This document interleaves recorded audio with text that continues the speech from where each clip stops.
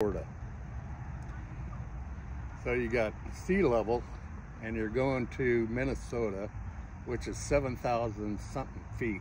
Yeah. And I did this in 2 weeks during 110 degrees during the COVID when it first bursted out. Yeah.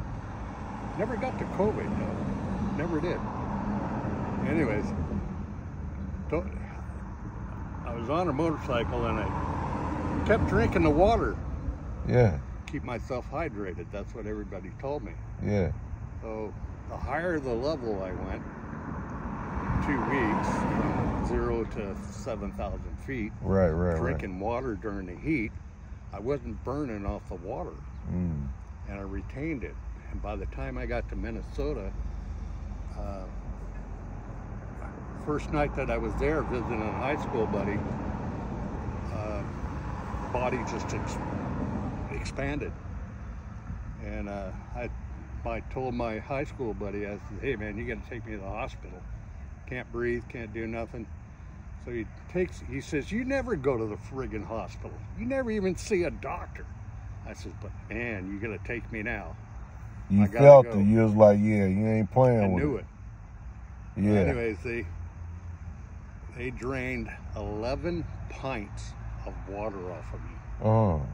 That's how bloated I was. Yeah. Gave me a heart attack. They said they zapped me something like about 7 times.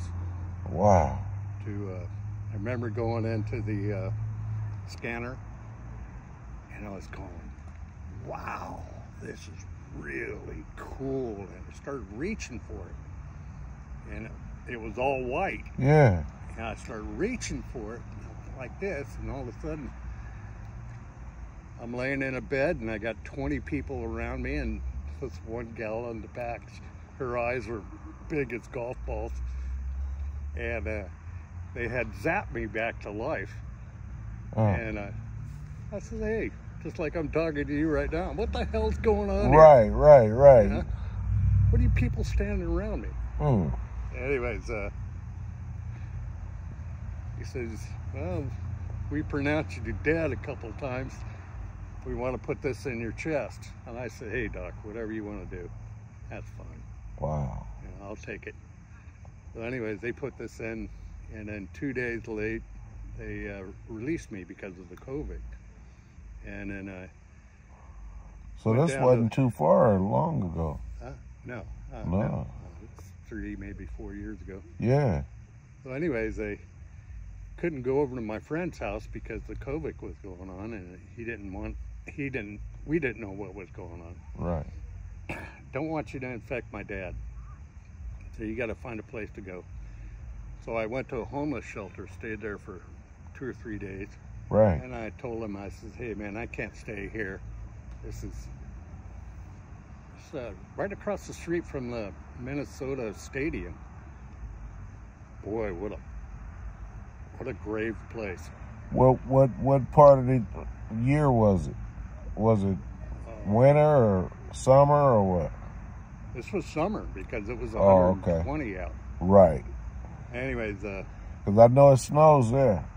Oh yeah. Yeah. Green place. Minnesota. Is that right? Yeah. Anyways, so I said, you got to come and get me. I said, I got to get on the road. So after 2 days being in a hospital, 2 days being in a homeless shelter, and I think it was 7 days in the hospital, I got back on the motorcycle and started riding, rode to Sturgis. Oh. Yeah, South Dakota, North Dakota, and got to Sturgis and worked there for a month. Nothing was going on. I mean, I felt good. Nothing. And then I rode all the way from there to zigzag to Colorado. So what did they put in you? Is that a stent? It's I'm getting to that. Okay. This electrifies your heart. Right, if it quits pumping. Yeah. This thing zaps. Shocks it, yeah. What is that called? Huh? What is that one called? It's called a fibrillator. Okay, fibrillator, okay. Anyways, I get to Arizona, And my sister says, you're going in the hospital again. So I spent 15 days in there, and they zapped me a bunch of times. Yeah. And meanwhile, this thing's not activated, activated, but it's unregulated. Right. Anyways, I spent 15 days there, and and they got me down to 100 pounds. And I said, hey, that's it. I said, people are trying to kill me. The hospital. And I said, you got to let me out. So anyways, I got out, and I made it to California on the bike. And I get to San Diego, I get home, and first night I'm in there, it's dew out. And a friend of mine let me stay in his truck, and I opened up the door, and I don't know what happened, but when I opened up the door, the top corner of the door matched my dimple, and a lightning bolt came from the truck to my dimple. Zapped the shit out of me. And then I said, well, it's just a fluke. Maybe the battery on or something like that, and the truck is shorted out, and it just hit me. Right. Well, anyways, first thing in the morning, I was kind of delirious, so I was getting out. Damn thing happened again. And I said, and I went, like this. So anyways, I said, it's got to be a friggin' joke. So anyways, I go back to work. I find work here, and I'm walking around doing work, and every time certain times, this thing would zap me. 37 times it zapped me.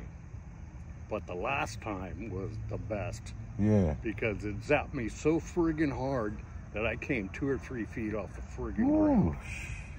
Anyways, what do you think it was? This was unregulated. Oh. So it was sending a message to the heart. Yeah. That was because I never allowed them to do it because I didn't stick around. Right. Oh. So it's kind of my fault. I know exactly what you mean. So anyways, I should have stayed in the hospital when I got shot up, and I didn't. Yeah. Well, Yeah, I know what you mean. So anyways, the girls come in. When I'm in San Diego, I go to the hospital, and the girls come in, and they put a recorder on it. So now this will feed out. Yeah. And tell you how your heart's doing and all this kind of shit. Anyways, I told the girl, I said, hey, look, I've been zapped 37 times. She says, bullshit. And sure enough, a readout. I said, well, let me see the readout. She says, no, I can't do that. And I was thinking something was being hidden. So the second time they came in and put the readout, I told the girl, I says, hey, look I'd like to have the readout. And she gives it to me. And she says, yes, you've been zapped 37 times, and I got news for you. You should be dead. So anyways, they toned it down. Yeah. They toned the damn thing down, and now I don't get zapped anymore. But I'm telling you what, you ever jump like a jackrabbit, this'll do it. Right, that'll do it, huh?